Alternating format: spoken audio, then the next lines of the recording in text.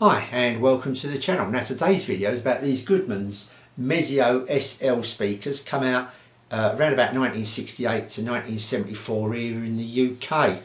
Now a little while ago I done a video about the Dynaco A25s and A35s, and someone did write there that if I like the sound of them Dynacos that maybe I should give these Mezzos a look. But to get the Mark 1 version, the very first version that's got the Sears HO 87 tweeter at the top here, don't get any other version. I was told this is the version to get, and see what I thought of these. So of course I'll keep a lookout for things, and if something comes up cheap enough that I could be bothered to look at, I will get it, as long as it's cheap enough. Now I don't want to get stuck with anything. These are the hardest things in the world to sell, speakers. If you're not willing to post them, these are the hardest thing in the world to sell, and the bloke weren't willing to post these. Not that I got them at a rock bottom price. I got them for £30. It was about an hour round journey to get there, probably a tenner petrol, so they probably stood me in about 40 quid. But we did do something while we went there, so it's maybe a little thing if you are picking up some speakers on a drive about or something. Maybe make a day of it, do something else there like we did. We're lucky enough, this was right near the seaside, literally a mile and a half from the sea, so we picked the speakers up, drove, parked up near the sea, had a walk along the front, all that kind of stuff. Had a little look around in the village. Not that many shops are open this time of the year. But it's a thing maybe you should do, you know, if you're going to go and drive out for a pair of speakers, maybe make a day of it or something, especially if it's a long journey. This wasn't too far away, but if you're going to travel an hour or a couple of hours away, like I say, maybe make a day of it. Don't just go there, pick the speakers up and disappear. Try and pick them up during the day, early morning, like I did with these. 10 o'clock I was knocking on his door, and you've got time to do some other bits and pieces. But these don't go for a fortune anyway. Here's a pair on eBay now for £10, bid up, but it's a local pickup. Probably going to win them for a tenner, but miles away from me, so no good to me. So if you don't get them pick up, you're probably going to pick up a pair for £50 top back, I would have said, something like that. They don't go for any fortunes, these speakers. So anyway, I thought I'd have a little look at them and give you a kind of a reasonable kind of idea how they sound, I think. Don't go too long-winded into it because I talk forever and ever and ever, but we're going to kind of do a little bit of a comparison as we go along. This will give you some kind of idea how these sound as well, with the Dynaco A25s, the Dynaco A35s, and I've got a pair, they're kind of Dynaco-ish, even though they're made by Solarvox, they're kind of similar-ish, if you want to call it, to the Dynaco A45s. So we're going to kind of wrap them all up together kind of thing. So like I say, this has got the Sears 8087 tweeter at the top here. I think this is the early version, when they started bringing this out, even though it's the same model, I think they replaced that with a Phillips driver. So if you're going to get a pair of these, they will sound different if you've got the Phillips driver. This is supposed to be the better driver out of the two. Then you've got the Model 2 and the Model 3 is a freeway, I think, but this is the Model 1, don't forget. And this has got a Goodmans 10-inch driver in the bottom here, even though it looks bigger than that because it's got this massive surround here, as you can see here, with a nice, really stamped, old-fashioned stamps in there, made in England, on the bottom there. So what we're going to do is have a little look inside. So as we look inside there, you can see the main driver. I've taken it out now. You can see the other side of the main driver. It's quite a chunky, a big driver. Now, I'm not too sure, but I've been told this is probably, I can't even say this word, Alnico magnet. You know what I'm on about. Can't say that for some reason, but I'm not too sure if it is. Definitely, I can't verify it, but I've been told that's what it is. And there's the tweeter there. That is a Sears tweeter, the H087, which is, you know, back in the day was quite the high regarded tweeter there. So look at the foam there. It's got a foam wadding in here. The wadding is foam inside, as you can see. Two great big chunky bits of about 4-inch thick foam there. And if we look at the crossover is made up of a coil, 2 capacitors, which I think is a 2.2 microfarad, a 5 microfarad, and a 10 ohm resistor. So that's a little look in the inside. Okay, just very quickly at the back, it's got, I've got a picture actually, but at the back it's got banana plugs, as well as in old-fashioned kind of like it's a round pin. You've got a little flat pin and a little round pin and a little socket kind of thing. But I've wired these up with banana plugs. It's so much simpler, just plug in the banana plugs. That's the easiest way to do it. So yeah, by the way, this is front ported as well. I forgot to mention that it's got a front port here as well. And just another thing about this speaker is that, and especially with these old speakers, you will find it. I've got the grills for these, obviously, but when you get the grills for these, you will find it a bit banana shaped. And the first thought is that that's probably warped because of damp and that, but it isn't. It's because this mesh here, this mesh at the front here, with age has pulled it tight to make it banana. So doesn't matter how much I do that, it's going to stay like that. So I'm probably going to have to take this front off, straighten that wood out, put a few weights on it or something like that for a while, then put that front on, back on again, re-glue it, or there's the back of it, by the way. And these, one or two of these were broken, but I've got some spares, lucky enough, at some Wolfdale diamonds. I have quite a few diamonds that I broke up, sold bits and pieces. So I've got some spares there, so I can do them anyway. They're black rather than white as well. But yeah, so you could recover it completely, I suppose, get a new cloth. But anyway, you will find that, so don't let that put you off. Anyway, so like I say, these are not expensive anyway, so you're not spending a lot of money on these anyway. Okay, so how did these sound? Well, first thing I noticed straight away, listening to these, is that they're a bit on the bright side. They're a little bit bright, I thought. These sound okay, but once you start listening away, after just a short while, you think, well, a bit on the bright side, a bit mid-range, not mid-rangey, but mid-range to top end, kind of bit in your face a little bit, I thought, for me anyway, you know what I mean? I don't mind bright-ish kind of speakers, but I don't want them too bright, I don't want them too much in your face. And I thought, for me anyway, some people may like it, you know, depends on how you like your kind of sound and that.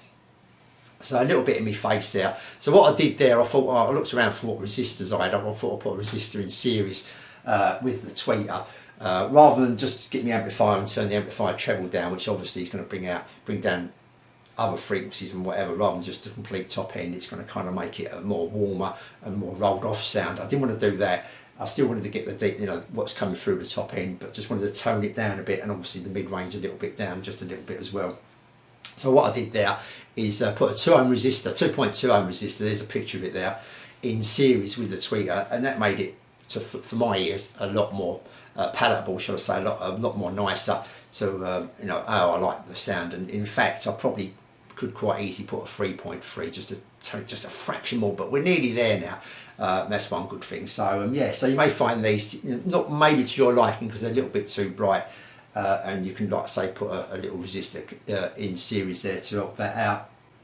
Right, so yeah, I've got some, a bit of a comparison to the A25s. These are nice sounding speaker.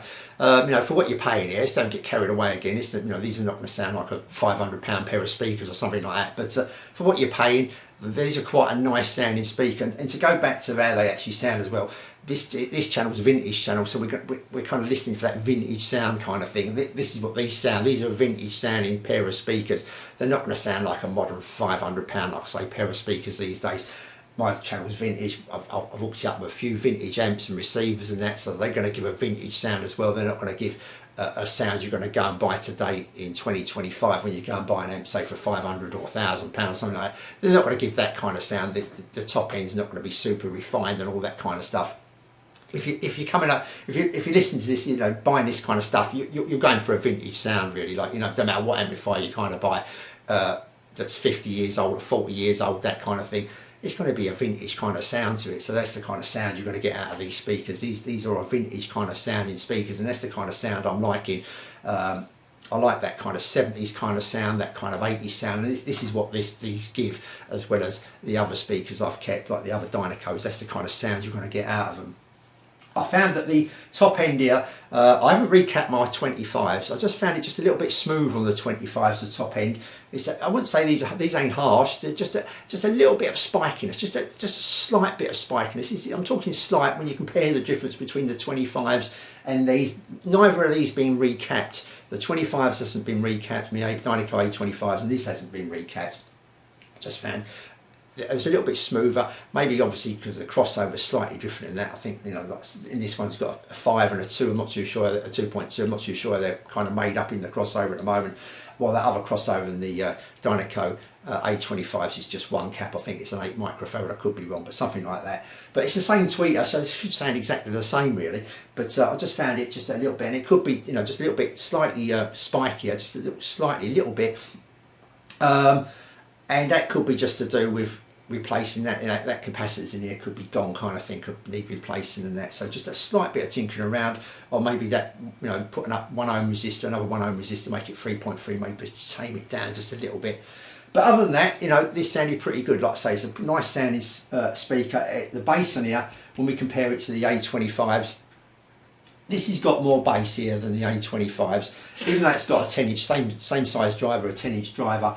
I think it's because this port here hasn't got anything behind that port, even though we've got the foam in there, hasn't got anything shuffling that port or stopping it, where on them A25s, they've got kind of foam across, they've got bigger ports, but they've got foam going across it, both sides, inside and on the outside, and that's kind of making that A25 speaker sound a little bit more boxed in, shall we say, a little bit more in the speaker. It's kind of, the sound's kind of in the cabinet, while this has got a bit more freedom. It's got a bit more freedom because a bit more air's circulating inside the cabinet with this port.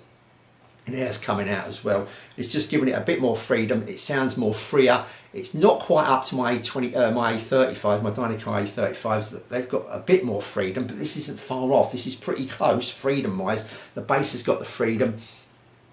It's deeper. I've got to say, it's deeper than the A25s, and it's probably on par, or maybe just slightly, still a fraction deeper than the A35's bass. Well, don't forget them A35s are a bigger cabinet as well, but it's not a lot in it when you compare it to the A35s, but you're definitely going to hear the difference between the A25s and this. It's got a deeper bass.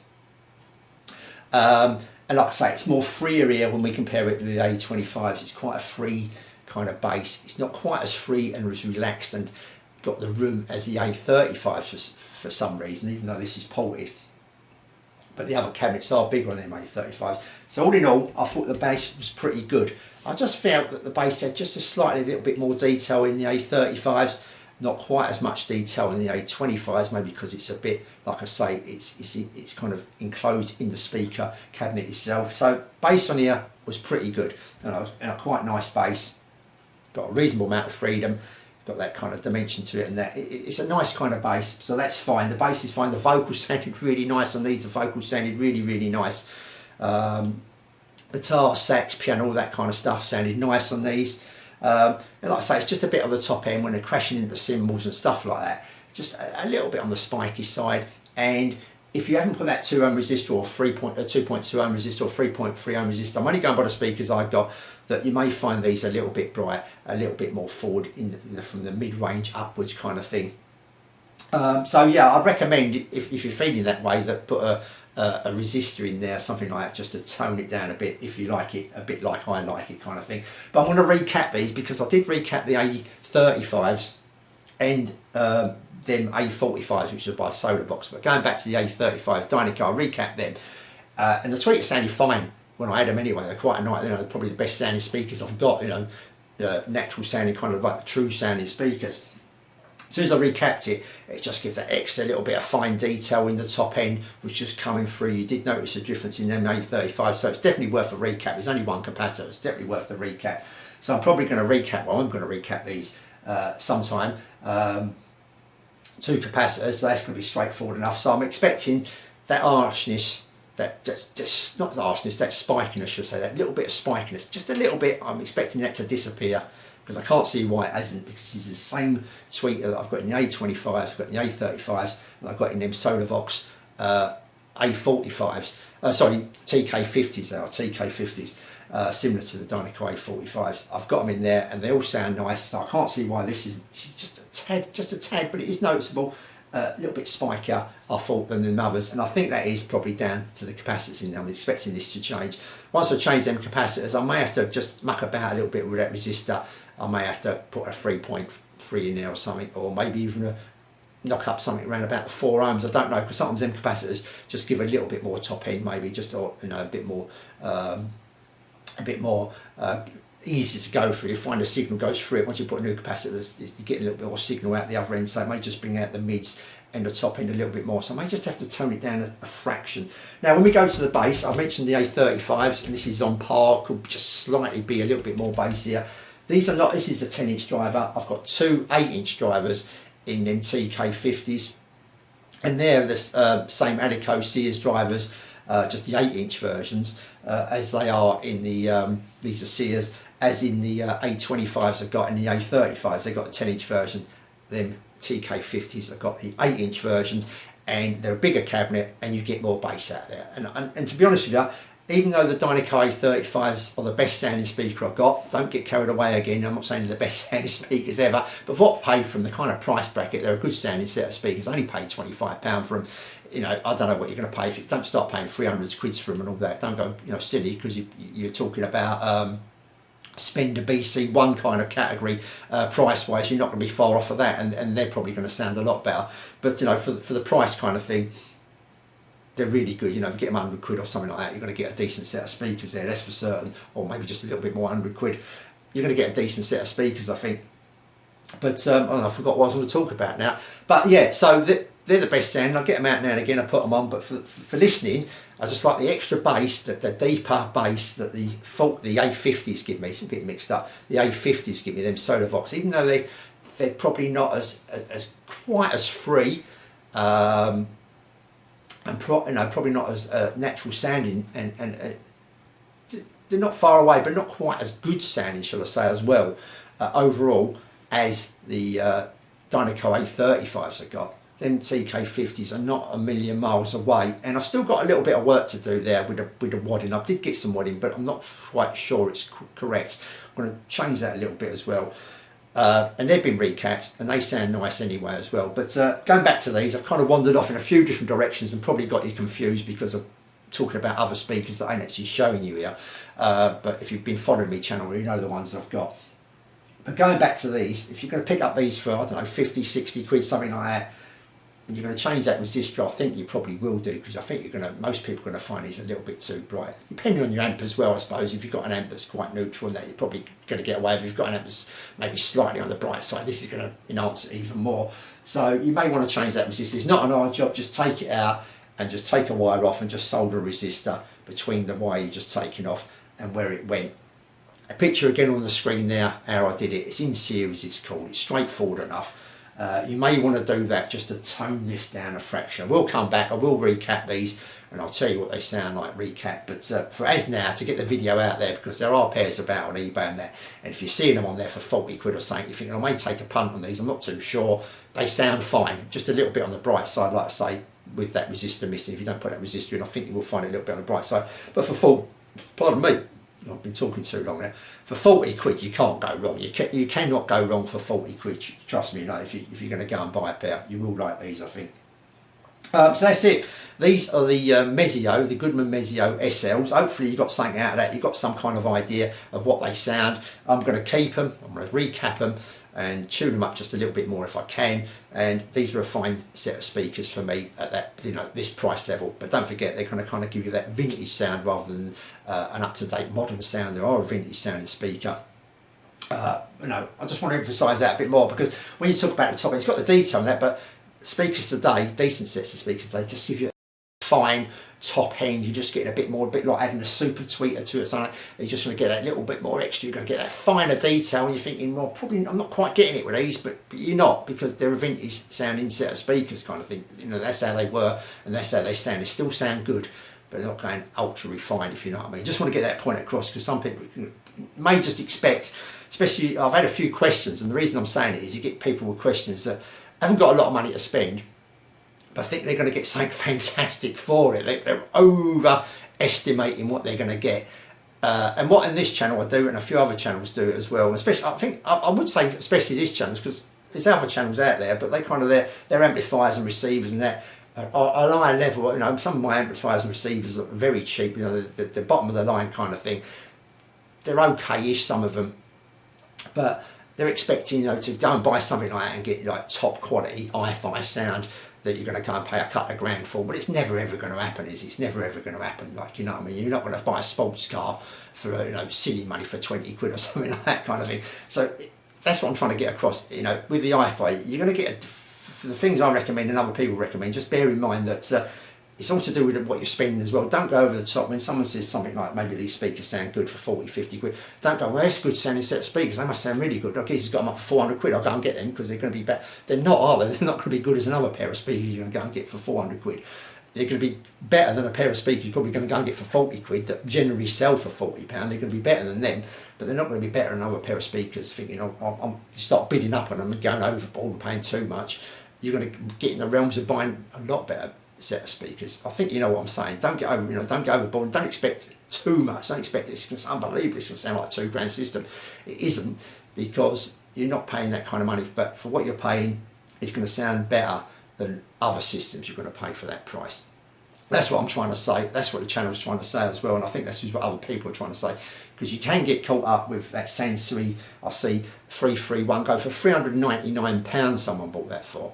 Now that's madness. That's absolutely madness, because the Sansui 101 sounds a lot better than that. Even though that 331's a fine receiver, it sounds a lot better than most you're going to get around that price range, if you're going to pay about 100, 150 quid for it, something like that. But don't forget, you can go and buy the Sansui 101 for 150 quid these days. So, be a bit careful. Don't think because people have mentioned it that you're going to start going over the top, because for $399 you're going to go and buy something else secondhand that's going to sound better than that. For $399 you'd be expecting near enough to get the 881 for that. People kind of getting carried away, I think, with some of the prices. So be careful, don't get taken in too much by what people say. Just kind of keep it realistic and think about the price range kind of thing. I think you've kind of got an idea, as I'm going to keep rattling on about it and trying to drum it in, but you know what I'm saying. Okay, to the next video, I'll say thanks for watching, and I'll see you all soon.